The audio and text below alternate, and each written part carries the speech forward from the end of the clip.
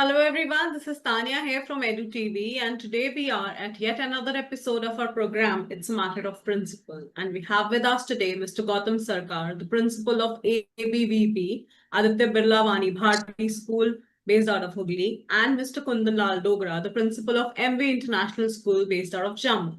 The topic of discussion for today with us will be choosing the right university and not just the famous one. Like we've all observed, many a times students tend to choose the famous university instead of choosing the right ones for them. So the idea of holding the session today is to discuss and elaborate and guide the students as to what are the things they should prioritize on. To start with, sir, I would want to put up the first questions. What, according to you two, should be the main factors students should prioritize on when they're choosing a university beyond just its name and its ranking, please? Good afternoon, good evening, and good morning, because I know EDU TV is all over the world, so we can wish all three, rather all four. Yeah. Now, your thing coming straight to your question, that while selecting any university, a student's priority should be what do he or she wants to do. Means the course. In some cases, some famous universities may not be good at a particular subject, and vice versa. I can give you one example.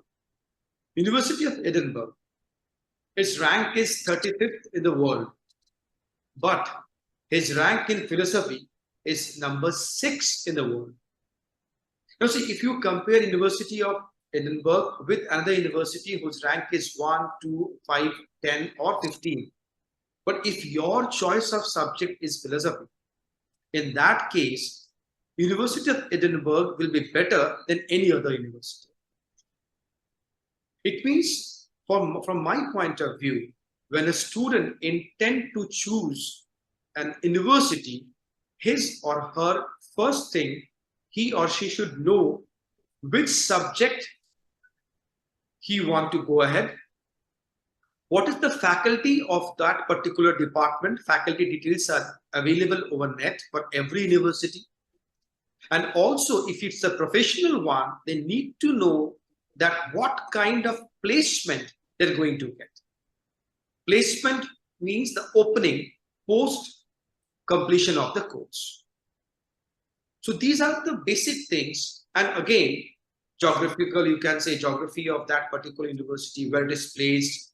And something we know that convenience matters from individual to individual, varies from individual to individual. Suppose if I stay in a state of Bengal, I will always try to be a place which is closer to my place rather than traveling all along to some other part of the world. If we have same faculty or same type of faculty, same quality of education. So it means you can say geography, the placement of that university, the faculty of that particular subject, and what kind of, you can say, campusing they provide. These are the three things which an individual or a student should look before they select the university. Great. Thank you. Thank you so much for your input, sir. Kundan Lal, sir, if you want to add on to the same, please. Yes, greetings everybody. I do second the views that Gautam sir has just now shared. Of course, it's very important that while choosing a university, we need to be, very, very particular on what exactly we are targeting, what kind of examinations we are going to face in the times to come. For example, UGC conducts that NET examination, the very basic examination in India, if I'm talking about. There are a lot of universities that have made their courses aligned with the syllabi of NET. There are a lot others who are not doing it. So if my target is that I need to clear NET after that examination, whether that curriculum that is being designed by the university is in line with that, or maybe that a student after passing out the university wants to go for some service sector things or wants to go for placement or entrepreneurship or anything. So their curriculum design should be such that they give space for the student to learn in that particular direction. Secondly, see, when we go to university, we associate with a lot of friends. We make friends for life in universities and colleges. So it also depends upon what kind of student intake does that university have, whether they are targeting the kind of people who are aspiring, or they're targeting the kind of people who are just here for a degree or a course and then they want to do something else in their lives. So these things also have to be taken care of, because the association that you build in the university is going to be for life. You'll get to meet each other with time, and if you are growing together, you are working in such a manner, then only you will be able to groom better for the upcoming situations. So not just the reputation, it's what we should be seeing is what kind of rankings it is having globally, what kind of reviews that the students and parents have been writing, what kind of placements they have been doing. Maybe that there is a new university that is doing a hard work, which is much and better work, which is much better than what the renowned ones are doing. So our research would actually help the students to, choose the best of the two or out of the lot. Thank you. Right. Thank you so much, Kundan sir. Sir, talking about the employability and the industry connections. So, in your opinion, what does the employability and industry connections play? What is the kind of role they play in this decision for the students, please? Kundan Yes, sir, if you see, could start with. if I may, any university, once the students graduate out from there, what they do after leaving the university matters a lot. If they are targeting only jobs, then definitely it's going to be difficult because there are no much jobs available out there. If they're targeting entrepreneurship, if they're targeting that they become, in place of being job seekers, they become the job providers, I mean, the results are going to be far better. But of course, there are people who have got interest only to do the job. So it should be like that the universities always must have that their students who come out of the university after so many years of their being students, what they are going to do after they leave. Whether they take into entrepreneurship, they do some innovations, they get some idea, launching of ideas are there, because the talent of the students, if it is nurtured well, they will settle well in life and they'll become a help to others also. Thank you. Gautam sir. I totally agree with Sir Kundan sir. Kundan sir, what he said is right, but for an university, its connection with the industry is very important, because we need to accept the reality, today's reality, that when a student is there in university, when he gets admitted to any university, he or she always think of employability on the very first day of her or his admission. Now, whether that person, whether that student will take that job or not is a secondary, but they always think of employability. Now, who can prepare a student employable? Only those universities who are well connected with the employers. So if you want to be prepared, if you want to be employable, you need to get admitted in such universities, those who are close to employers, rather to have an exposure for employers where they can give them better employment. So for every university who is employer friendly will attract more students, because in today's world, every education is a professional education. Nowadays, from Vidyarthi, we always call professional students. We don't just call them students.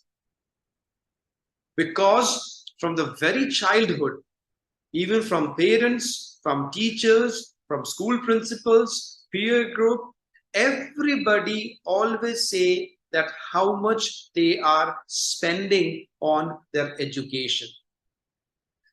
And that is a very hard reality. They always say, they never say that, okay, you go to school and learn and come back. They never say, go to university, learn and come back. They always say, beta, you are going to a school, or beta, you're going to a school or to university, आप अपने पैरों पे खड़े हो जाओ. You need to stand on your own feet. What does it mean? It doesn't mean that you know mechanical engineering and sit at home. That means you study mechanical engineering, you study medical, you study philosophy, and at the end of the day, you must be employable and must get a proper employment, whether you take it or not. Because if you think of entrepreneurship, those who are successful employees, generally they are better entrepreneurs in life. Always following your passion will not give you success. And we always say, first be successful and then become a philosopher. You can't be a philosopher first and then you get success. So before choosing any university, if they are employer friendly, that must be on our priority list. Right, absolutely, sir. Kundan sir, this question is for you. Talking about advice from parents, I mean, we have usually observed that it is the parents who insist their students to send them to top universities or the well-known institutions. So, what advice would you want to give to the parents who keep on insisting their children to get into the top-ranked universities, please? See, the moment a child is born in the family, the parents, they have their aspiration associated with the child. As they move out of their house and they see a hoarding out there that tells us about the success stories of any child, the parent tries to see that this should be his child. So right from the birth, the parent is trying to infuse his aspirations into the child. That's how almost in our system, every child is actually growing. To some extent, the parents' aspirations are right as well. Every parent feels that had I got this opportunity in my times, I would have been there. But since I could not afford those opportunities, I'm giving the best to my child. Why not my child go for this? So it happens that pressure is always there. Parents' aspirations come because of a variety of reasons. Maybe that sometimes a parent dreamt of becoming somebody. Perchance he could not do that. He wants his children to do that. So that pressure has to be there. But then, of course, when parents are trying to enforce their decisions on children, it's very important that as parent, we should first try and see what my child's capabilities and interests are. If the child is not having the capability or the interest to become and say academician or a doctor wants to become a sports person, then we need to support that child. And in today's scenario, earlier it was like that you take X field and only then you succeed in life. In today's scenario, you have to be the best. You have to have the passion to do that. And anything can get you the best results, the best recognitions globally. It's not just locally, it's globally now.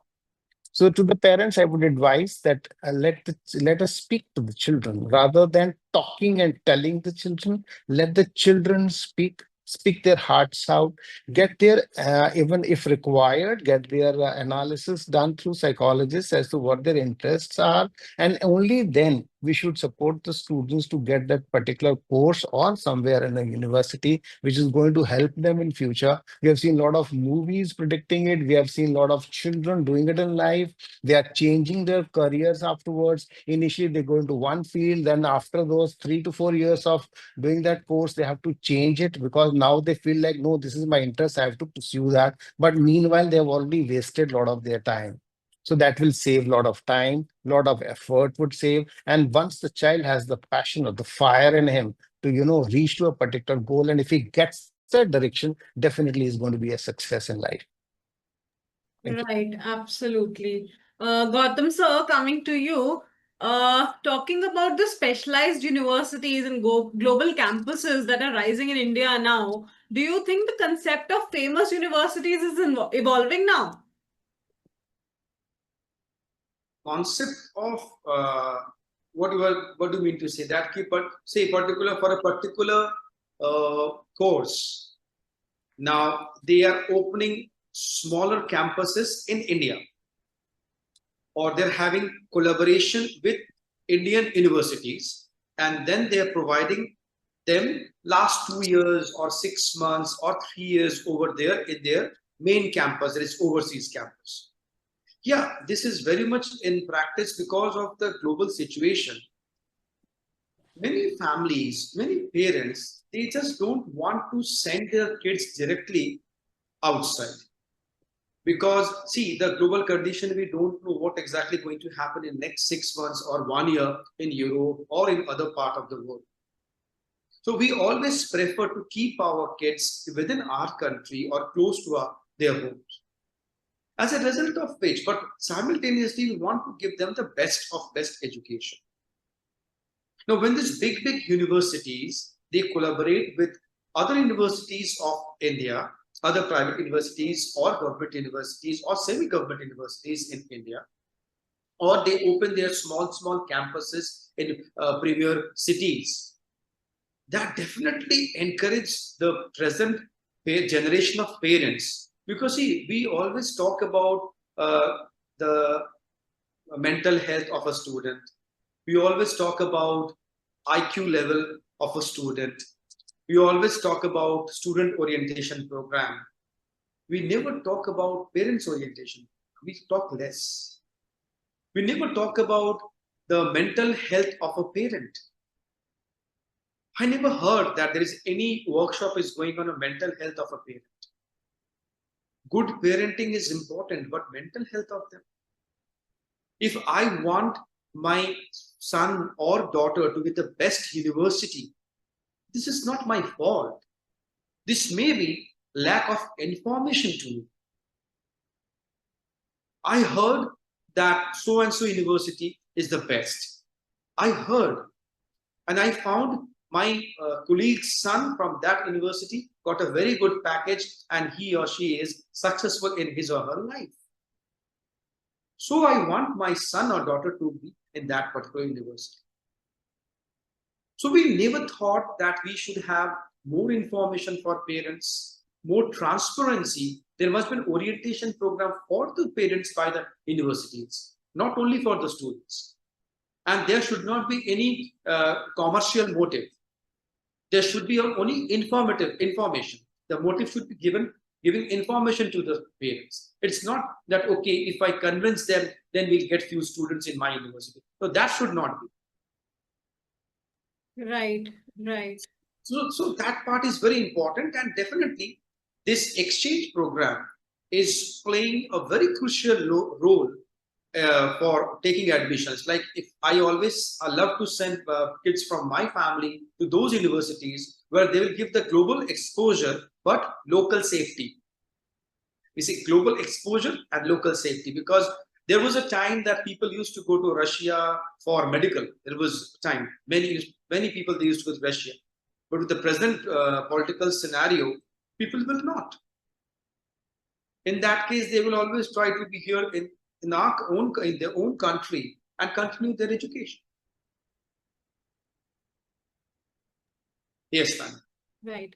Kundan sir, even Gautam sir, this is for you also. Talking about you've been into the field of education, interacting with students and teachers for so long now. Have you ever come across any example where a student, he chose a lesser known university and truly thrived, and what made all the difference for them?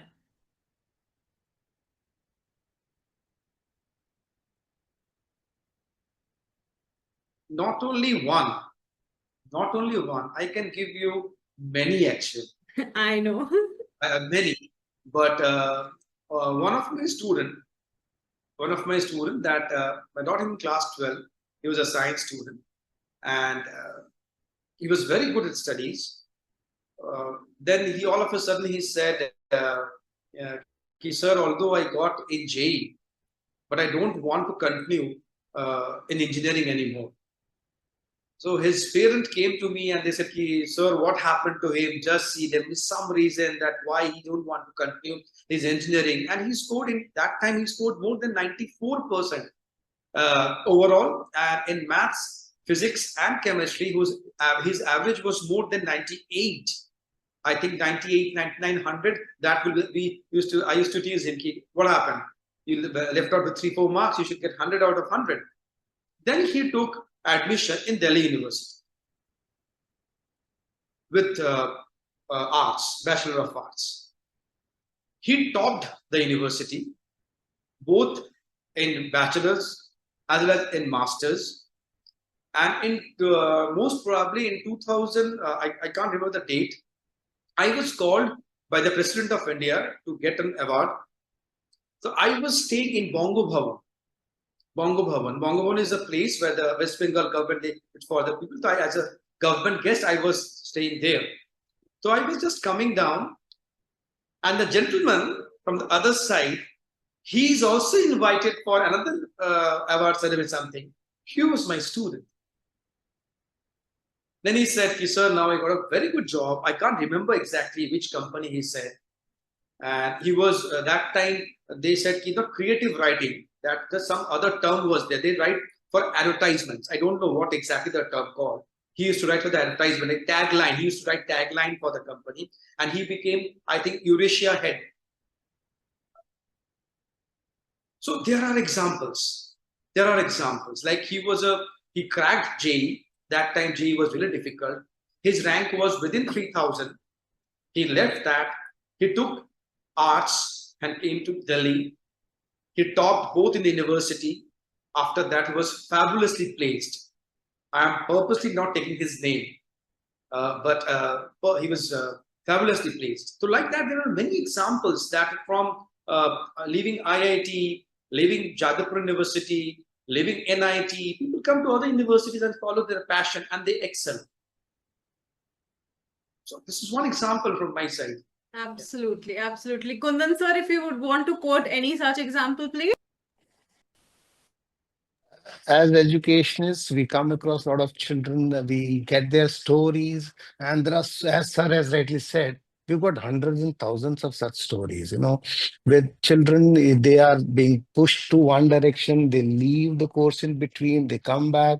I've got my students who left their courses that were given to them in reputed universities and after the school in engineering colleges and all, after doing all these JEE examinations. One of the students, he came back after having done 3 months in an IIT. I'm from Jammu. He came back to Jammu. He was in my neighborhood. I used to teach him. He said, sir, I am maza nahi aa raha. What do you mean maza nahi aa raha? You got into a very good university. I said, it's fine. They're just coming and they're just programming us to become, computer-like kind of a thing. I don't want to be a programmer in my life. His parent forced him to, okay, fine, you don't want to go there, go to any other university, which is very attractive kind of a college. I mean, very, very influential kind of a college. He went to another university. There also he left and came back. Then he came back. I asked him, what do you want to do? His father even came to me, just speak to him. What does he want to do? He said, no, I want to do something different. Then he sat down, he prepared for some entrance examinations, and he went to do BBA from St. Xavier's College in Mumbai. Once he did that, he came back after 3-4 months. You know what he said? Is, sir, the teachers in engineering college, sorry saying that, they are very good teachers in engineering colleges as well, but some particular example that our experience that he had, they were like robots and they were trying to make a robot out of me. But the teachers in my university where I'm going now are magicians. They are creating the magic with their aura around us. And I'm really liking that experience, even though his parents never admired that, never appreciated that. After having done this BBA, within 2 years, he launched his first company. And today, he's got 5 companies under his belt. And whenever he comes back, he always comes and discusses his experience. So such kind of thrilling experiences we all have as principals. I'm sure Gautam sir has got many more, and we are always yearning to tell our experiences to the people. But that's how it goes. Wow. And that gives a lot of satisfaction to us as lead educators that yes, we have been able to support somebody to get into the best of the places where he could be and set an example for all others to follow. We keep giving these examples to our children and teachers, and that's how we feel proud about that. Wow, wow. Glad to. I just want to put one thing with this. we love to talk about these examples, but if you ask me, I'm very selective in talking this particular topic in front of a particular crowd, because whatever example we are giving, they are exceptions. They are not general. Correct. Because when, as a principal, as an educator, when we say something to the mass, they take it as a general. True. Because we came across near about more than 1 lakh students now after so many years. But out of 1 lakh, maybe 100 or 200 or 300 are successful by changing their stream, from changing their basics. So we are very selective in saying this, because now sir is there, you are there, we can say these are the examples. But all these are exceptions. Exceptions cannot be generalized, because my student Rasna, he is just one exception. The students about whom sir was talking, he was an exception. We cannot generalize this, because I have seen many frustrated souls in Calcutta, in Bombay, in Delhi, that they tried to follow their passion. They left engineering in between. They took a guitar and they're playing. Now they've opened a shop. I've seen those also, that so many girls, those who tried, those into some good profession, they are into studies, they left everything, they come into fashion, and now they are nowhere. Again, they are going back to their basic studies or something like that. So when we talk about that, we can't say it's general, but it's an exception. Absolutely, absolutely correct, sir. So coming to the last question now, not a question, rather I would want you, both of you, to give one small advice for all the students, all the grade 12 students who are watching our program, as to what is it they should keep in mind while they are looking forward to choose the right university for themselves. First, you deserve, then you desire. First, you deserve, then you desire. Assess yourself what subject or what stream you can really handle. Then start looking for universities.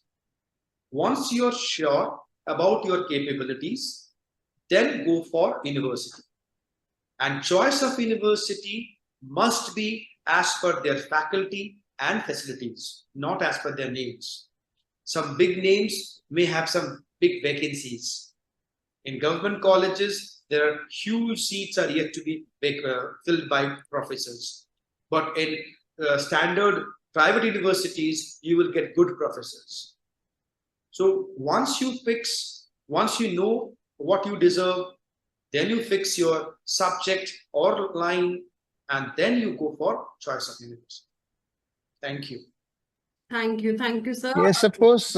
In addition to what sir has very rightly said, I would like to add, every university has got an alumni base. Those people who have gone through the entire curricula and the experience of that particular university.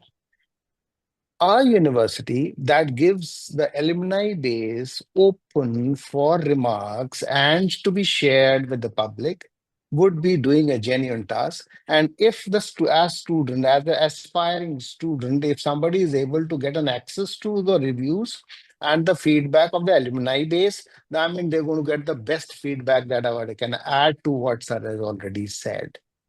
In addition to that, any university, as we say, as per the new education policy as well, that focuses on learning, not just education, is going to be the best, whether it's a new university, whether it's an old university, whether it's a very famous or an initial university, their focus must be learning, their vision must be learning. That should be a great help for everybody. Thank you. Absolutely, absolutely. And with this, I would like to thank both of you. Thank you, Kundan Lal, sir, the principal at MV International School. And thank you, Gautam Sarkar, sir, the principal at ABVP Hooghly. Thank you so much, both of you.